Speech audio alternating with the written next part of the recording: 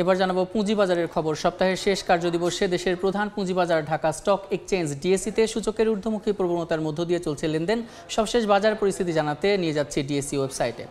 গতকাল আমরা দেখেছিলাম ঢাকা স্টক এক্সচেঞ্জের ডিএসই এক্স এবং ডিএসই এস সূচক ঊর্ধ্বমুখী ছিল এবং বাছাইকৃত সূচক নিম্নমুখী ছিল। আজকে দেখতে পাচ্ছি তিনটি সূচকই এখন পর্যন্ত কিন্তু ঊর্ধ্বমুখী প্রবণতায় রয়েছে এবং তিনটি সূচকই প্রায় 0.4% বেড়েছে।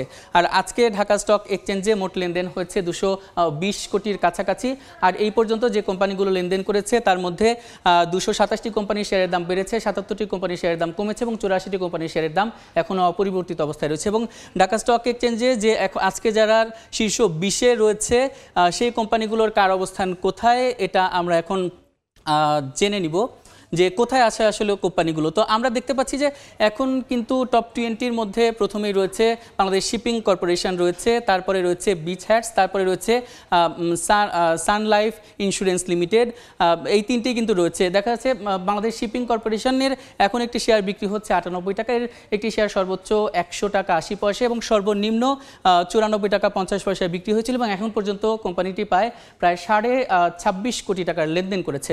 দ্বিতীয় অবস্থানে থাকা হ্যাডিবিস লিমিটেড, যার একটি শেয়ার এখন 97 টাকা 90 পয়সা বিক্রি হচ্ছে এবং এটাই কিন্তু সর্বোচ্চ দাম।